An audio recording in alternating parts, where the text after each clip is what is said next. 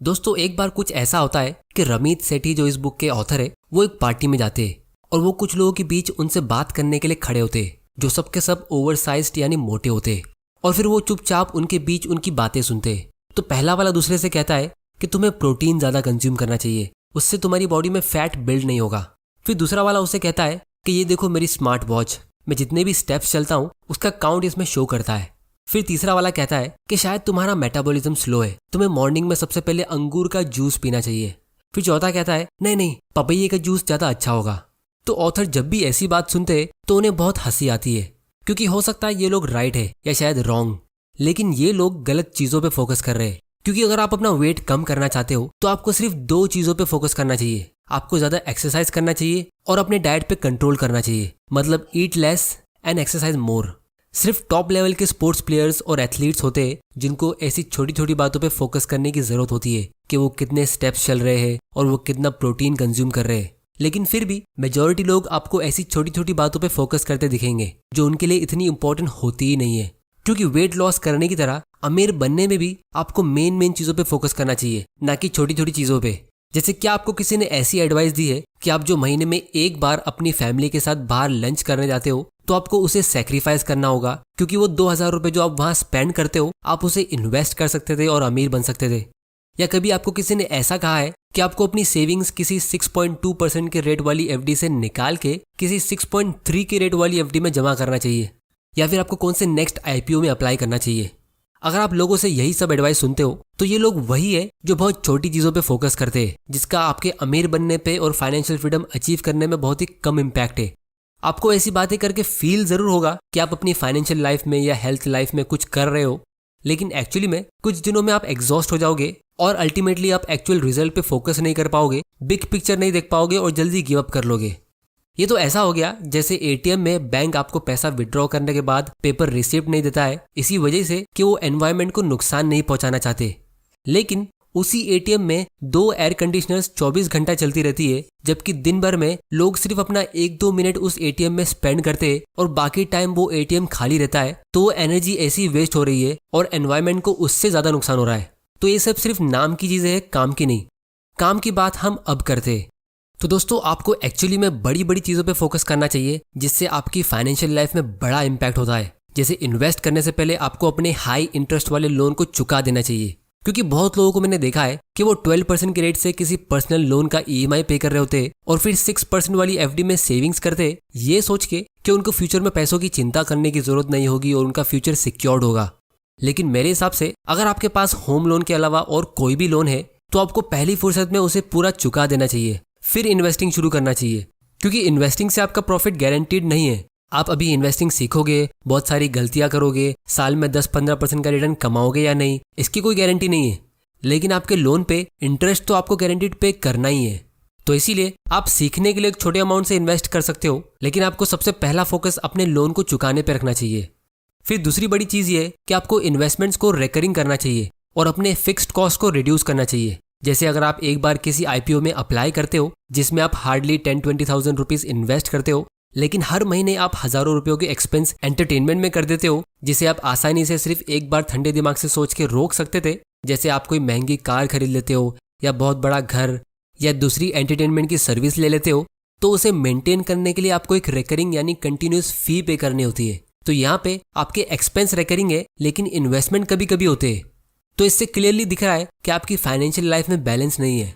तो इसीलिए best situation ये होगी कि आप अपने इन्वेस्टमेंट फिक्स्ड कर दो एसआईपी के जरिए और अपने एक्सपेंसेस और एंटरटेनमेंट मैन्युअली और कभी कभी करो, जिसके बारे में आपको बार बार सोचना पड़े। जैसे अगर आप अपनी फैमिली के साथ कभी कभी डिनर करने जाते हो महीनों में एक बार, या कभी कभी वैकेशन पे जाते हो, तो ये एक बुरा फैसला नहीं है, क्योंकि आप एक्चुअली में एक लाइफ जी रहे हो और ये फिक्स्ड कॉस्ट भी नहीं है जो हर महीने होंगे, और आप इसके साथ में एसआईपी भी कर रहे हो। तो पहले आपकी एसआईपी होती है और फिर जो पैसा बच जाता है उसे आप एंजॉय करते हो। इसकी ज़्यादा डिटेल्स हम वीडियो के लास्ट पार्ट में कवर करेंगे, लेकिन आपको एक आइडिया ज़रूर मिल गया होगा।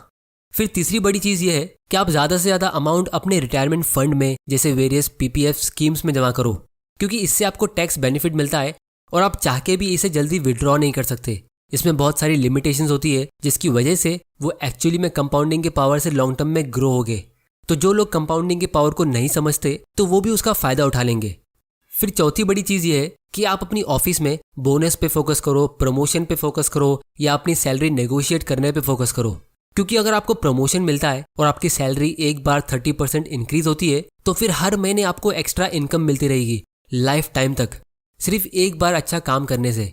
या आप कोई फ्रीलांस वर्क कर सकते हो अपने जॉब के साइड बाय साइड। इससे आप एक्स्ट्रा इनकम भी अर्न करोगे और एक्स्ट्रा स्किल्स भी सीखोगे, दोनों तरफ से आपका फायदा होगा। और अगर वो सक्सेसफुल होता है तो आप उसे स्केल कर सकते हो एक बड़े बिजनेस में, या फिर फाइनली आप डायरेक्टली एक बिजनेस स्टार्ट कर सकते हो। क्योंकि सारे रिच लोग बिजनेस ओनर्स होते हैं। जरूरी नहीं है कि आपको कोई बहुत बड़े कैपिटल से एक बड़ा बिजनेस शुरू करना चाहिए, आप एक छोटे आइडिया से भी शुरू कर सकते हो, लेकिन बड़ी सोच रखो। और अगर आपका बिजनेस सक्सेसफुल होता है तो आपकी फाइनेंशियल लाइफ एक अलग ही डायरेक्शन पे जा सकती है जो आपने कभी इमेजिन भी नहीं की होगी।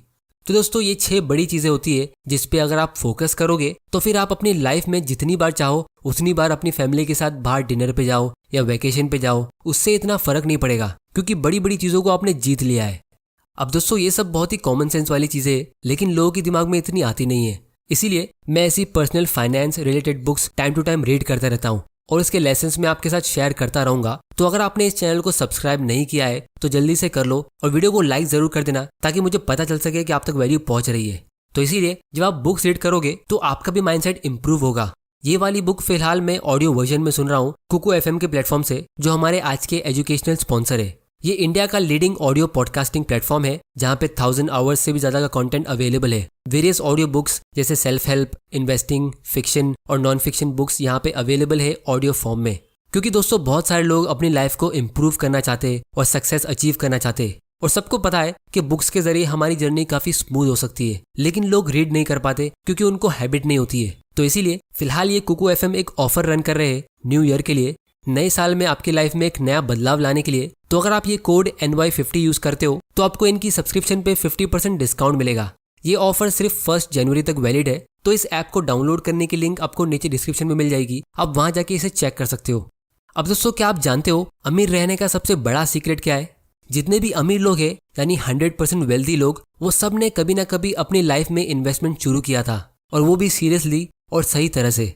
क्योंकि जितने भी पुअर लोग होते हैं उन सब में एक चीज कॉमन होती है, या तो उन्होंने कभी इन्वेस्टिंग शुरू नहीं की होती है, और अगर इन्वेस्टमेंट स्टार्ट किया होता है तो उन्होंने उसे कैजुअली लिया होता है और जल्दी गिव अप कर लेते हैं। जैसे जब लोग यंग होते तो वो एक कॉमन एक्सक्यूज ये बताते कि उनके पास बहुत ही छोटा अमाउंट है इन्वेस्ट करने के लिए, जैसे 5-10 हज़ार रुपये, तो इसमें मजा क्या आएगा। तो अगर हम किसी स्टॉक में 10,000 रुपीज इन्वेस्ट करते तो हमें सिर्फ 100 या 200 रुपीज का डिविडेंड मिलता है। ये तो बहुत ही छोटा अमाउंट है। लेकिन फ्यूचर में यही लोग जब ग्रो होते और इनके पास जब ज्यादा पैसा आता है तो फिर अब ये न्यू एक्सक्यूज ये देते कि बड़े अमाउंट को इन्वेस्ट करने के लिए हमारे पास नॉलेज नहीं है और इतना टाइम नहीं है इन्वेस्टिंग सीखने के लिए। तो फिर वो उस बड़े अमाउंट को स्पेंड कर देते हैं, क्योंकि उसके बारे में तो उनको बहुत अच्छी नॉलेज होती है कि कौन से सुपरमार्केट में कभी सेल लगने वाला है। फिर वो ये कहते हैं कि हम पता लगाएंगे कैसे कि हमारे लिए क्या बेस्ट है, PPF या NPF, म्यूचुअल फंड या स्टॉक, स्मॉल कैप या लार्ज कैप, और हम श्योर कैसे हो सकते हैं कि कौन सा इन्वेस्टिंग प्लेटफॉर्म और ब्रोकर हमारे लिए बेस्ट है। तो दोस्तों, इसके लिए मैं आपको एक सिंपल टिप देता हूँ जिसका नाम है 85% रूल। अब इसका मतलब ये है कि it is much better to be 85% right than to do nothing at all. मतलब बेस्ट म्यूचुअल फंड या बेस्ट स्टॉक ढूंढने से अच्छा आप किसी सिंपल से इंडेक्स फंड में इन्वेस्ट कर लो तो आप ऑटोमेटिकली 85% राइट हो जाओगे। क्योंकि अच्छे से अच्छे म्यूचुअल फंड में और इंडेक्स फंड में शुरुआत के 4-5 साल में ज्यादा डिफरेंस होता नहीं है, और कौन सा ब्रोकर बेस्ट है या किसका मोबाइल ऐप सबसे अच्छा है, इसमें टाइम वेस्ट करने की भी आपको जरूरत नहीं है। आप इसे भी एकदम सिंपल रखो और जो रिलायबल और कम फीस वाला है उसे पिक कर दो, तो यहाँ पे भी आप 85% राइट हो जाओगे। क्योंकि बेस्ट ब्रोकर और वर्स्ट ब्रोकर में भी बहुत ही कम डिफरेंस होता है। सबके थ्रू आपको एक डिसेंट मोबाइल ऐप मिल जाता है और घर बैठे बैठे शेयर्स या फंड्स को बाय और सेल करने का ऑप्शन मिलता है। और शुरुआत में तो वैसे भी आप एक छोटा अमाउंट इन्वेस्ट करते हो, तो कुछ सालों बाद जब आपकी सेविंग्स और आपका पोर्टफोलियो ग्रो होगा तो कौन सा ऐप आपके लिए बेस्ट है ये आप खुद ही पता लगा सकते हो। तो इसीलिए इंपॉर्टेंट क्वेश्चन ये है कि आप एटलीस्ट इन्वेस्टिंग शुरू करते हो और एक अच्छी हैबिट बिल्ड करते हो सेविंग्स और इन्वेस्टिंग करने की। तो इसीलिए अगर आपके पास अभी भी एक इन्वेस्टमेंट अकाउंट नहीं है तो इसमें गलती किसी और की नहीं है, सिर्फ आपकी है। क्योंकि आज की तारीख में हम फ्री में एक इन्वेस्टमेंट अकाउंट ओपन कर सकते हैं, पूरा प्रोसेस ऑनलाइन होता है और सिर्फ 100-200 रुपए से भी इन्वेस्टमेंट कर सकते हैं, जो आजकल सबके पास होता है। तो इसीलिए एक बहुत ही फेमस चाइनीज प्रोवर्ब है कि the best time to invest was 10 years ago, the second best time is today. इसमें ऐसा कहीं नहीं लिखा है कि जब आपके पास बहुत सारा पैसा आ जाएगा तब आपको इन्वेस्ट करना चाहिए, या जब आपकी नॉलेज इंप्रूव हो जाएगी तब आपको इन्वेस्ट करना चाहिए।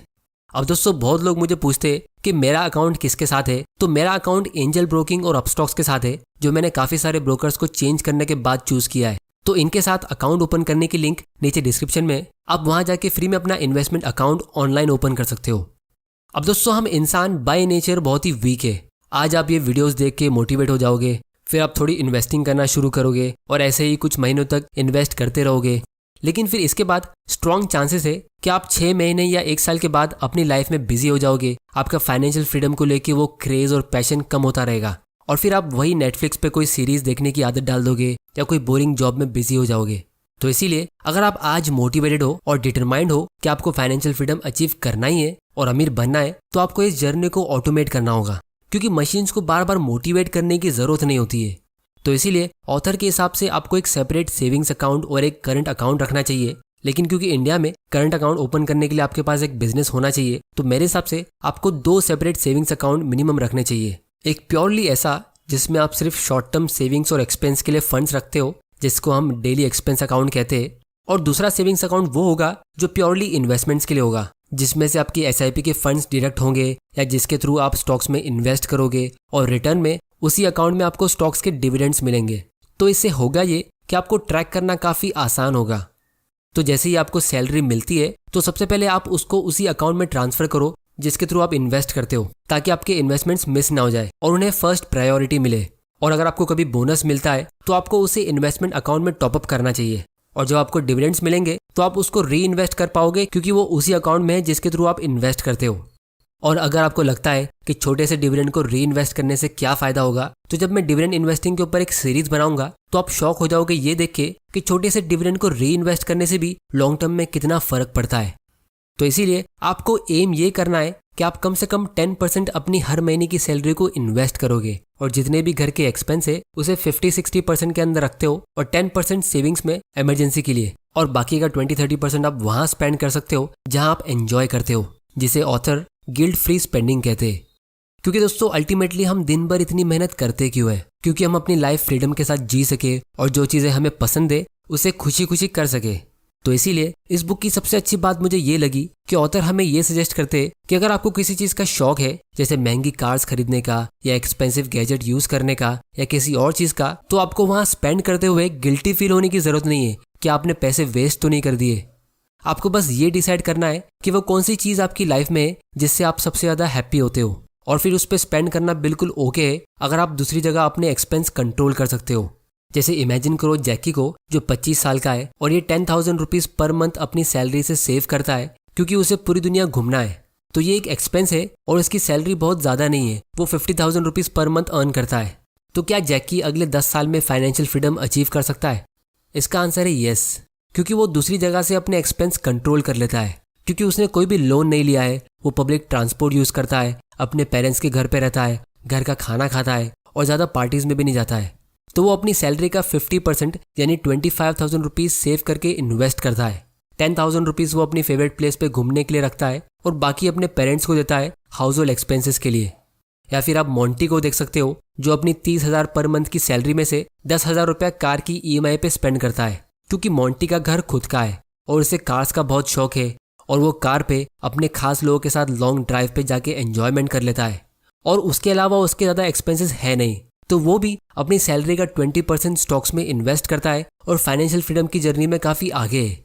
लेकिन अगर सनी ये देखेगा कि यार जैकी तो हर 3 महीने में बाहर घूमने जाता है, इंस्टा पे अपने फोटोज डालता है, और मोंटी अपनी कार में पूरा इंडिया घूमता है, तो मुझे भी ये करना चाहिए, एक कार लेनी चाहिए और एक वर्ल्ड टूर पे जाना चाहिए। जबकि एक्चुअली में सनी ने एक होम लोन ले रखा है और उसकी सैलरी का 50% उसकी EMI में जाता है। तो यहाँ उसके लिए एक बहुत ही बड़ी प्रॉब्लम खड़ी हो सकती है। तो इसीलिए ऐसा नहीं होना चाहिए कि आप सब जगह अपना पैसा स्पेंड करना चाहते हो। अगर ऐसा होता है तो अमीर से अमीर लोग भी बहुत ही जल्द रोड पे आ जाते हैं। माइक टायसन, जो एक फेमस बॉक्सर रह चुके, उन्होंने अपने करियर में मिलियंस कमाए थे, लेकिन आज वो एक बहुत ही सैड लाइफ जी रहे और उनको फाइनेंशियली स्ट्रगल करना पड़ रहा है। एक बार म्यूजिक आर्टिस्ट रिहाना ने अपने फाइनेंशियल एडवाइजर पे लीगल केस किया था कि उनके फाइनेंशियल एडवाइजर ने उन्हें सही तरह से गाइडेंस नहीं दी, क्योंकि रिहाना मिलियंस कमाने के बाद भी बैंकरप्ट हो गई थी। तो उस पे उनके फाइनेंशियल एडवाइजर ने ये कहा, was it really necessary to tell her that if you spend money on everything you will end up with nothing. मतलब अगर आप सब जगह खर्चा करोगे तो एंड में आपके पास कुछ भी नहीं बचेगा। क्या ये भी एक बताने वाली बात है? अब दोस्तों, आप लोगों को ये बात थोड़ी कॉमेडी लग सकती है, लेकिन आपको हजारों लॉटरी विनर्स की केस स्टडी मिल जाएगी जो मिलियंस तो क्या बिलियंस कमाने के बाद भी उसे उड़ा देते हैं। और करोड़ों मिडिल क्लास लोग भी अच्छी खासी इनकम अर्न करने के बाद भी कुछ भी सेव नहीं कर पाते, फाइनेंशियली स्ट्रगल करते रहते और जिंदगी भर काम करते रह जाते। और उसका रीजन सिर्फ यही होता है कि वो कॉन्शियसली यानी अपने होश में स्पेंडिंग नहीं करते। तो इसीलिए आपको अपने इनकम, इन्वेस्टमेंट्स और एक्सपेंसेस ये तीनों चीजें कॉन्शियसली करने चाहिए। जब ये तीनों चीजें आपकी कंट्रोल में आएगी तभी आप वेल्दी बन पाओगे। और अगर आप आज भी अपनी फाइनेंशियल फ्रीडम की जर्नी स्टार्ट करते हो, जैसे अभी 21 साल के हो, और एक छोटे अमाउंट को सेव करते हो और बाकी इनकम को कॉन्शियसली स्पेंड करते हो, दूसरों को दिखाने के लिए नहीं बल्कि ऐसी जगह जहां आपको एक्चुअली में हैप्पीनेस मिलती है, तो आप आज से ही अमीर हो। तो दोस्तों, उम्मीद करता हूँ कि आपको इस वीडियो से कुछ ना कुछ सीखने जरूर मिला होगा। तो इस चैनल को सब्सक्राइब जरूर कर लेना और बेल आइकन को प्रेस कर देना ताकि आपसे कोई ऐसे वैल्यूएबल वीडियोस मिस ना हो जाए। और आप लोग मुझे नीचे कमेंट करके बताओ कि आपकी लाइफ में ऐसी कौन सी जगह है जहां आपको स्पेंड करना सबसे अच्छा लगता है। ऑडियो बुक सुनने के लिए कुकू FM ऐप को डाउनलोड करने की लिंक नीचे डिस्क्रिप्शन में है और फ्री में एक ऑनलाइन इन्वेस्टमेंट अकाउंट ओपन करने की लिंक भी आपको नीचे डिस्क्रिप्शन में मिल जाएगी। वीडियो पसंद आया तो इसे लाइक करो, नहीं पसंद आया तो डिसलाइक करो। आपका वैल्यूएबल टाइम देने के लिए thank you and good bye.